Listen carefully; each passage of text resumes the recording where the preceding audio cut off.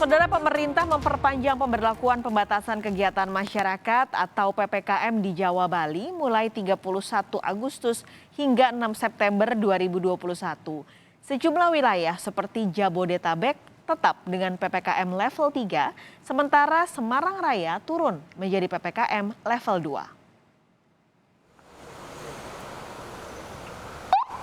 Meski angka kasus positif COVID-19 dan angka keterisian rumah sakit turun, pemerintah kembali memperpanjang pemberlakuan pembatasan kegiatan masyarakat (PPKM) di Jawa dan Bali, mulai dari 31 Agustus hingga 6 September 2021.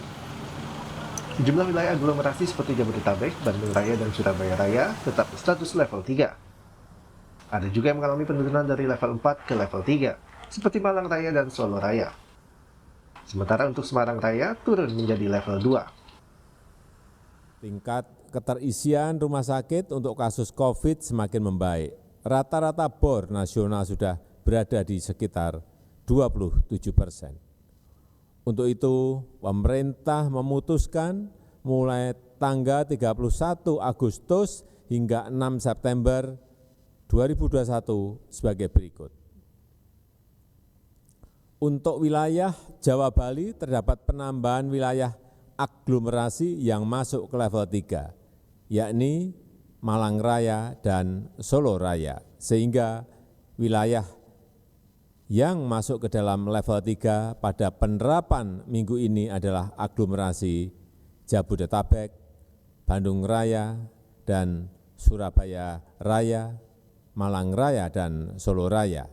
Untuk Semarang Raya berhasil turun ke level 2, sehingga secara keseluruhan di Jawa Bali ada perkembangan yang cukup baik. Sementara itu, daerah aglomerasi di Yogyakarta dan Bali masih menerapkan PPKM level 4. Meski demikian, sudah terjadi perbaikan penanganan COVID-19 di dua daerah itu. Dan diharapkan, Yogyakarta dan Bali akan turun menjadi level 3 dalam beberapa hari ke depan. Terdapat dua wilayah aglomerasi saat ini masih pada level 4, yaitu daerah istimewa Yogyakarta dan Bali. Dan dua-dua ini pada borderline, saya kira akan masuk dalam level 3 dalam bukan minggu depan, dalam beberapa hari ke depan. Dan Bali juga menunjukkan tren perbaikan dari waktu ke waktu. Dan diperkirakan juga akan turun ke level 3 dalam beberapa waktu yang akan datang. Khusus untuk wilayah Bali, dalam arahan Presiden, beliau meminta secara khusus untuk segera dilakukan pengecekan dan intervensi di lapangan. Untuk itu kami akan kembali turun ke lapangan untuk kembali melihat kendala yang dihadapi supaya tren perbaikannya dapat dipercepat. Walaupun tadi barusan saya telepon ke Bali, angkanya sudah membaik juga dan jumlah yang masuk di isoter juga makin bertambah. Tapi penyebaran sudah sempat luas waktu itu. Jadi kita berharap dalam 1 minggu ke depan angka ini pasti akan membaik. Dalam beberapa hari terakhir, kasus penularan COVID-19 secara nasional mengalami penurunan yang cukup signifikan. Pada Senin 30 Agustus, penambahan kasus harian sebanyak 5.436 pasien. Namun menurut Guru Besar Fakultas Kedokteran Universitas Indonesia, yang juga mantan Direktur WHO Asia Tenggara Chandra Yoga Ditama, penurunan kasus ini tidak diikuti oleh jumlah testing yang cukup, bahkan jauh dari ideal. Ini kan semua pihak bersyukur bahwa kasus menurun karena PPKM diterapkan. Tapi orang bisa baca sebaliknya kan?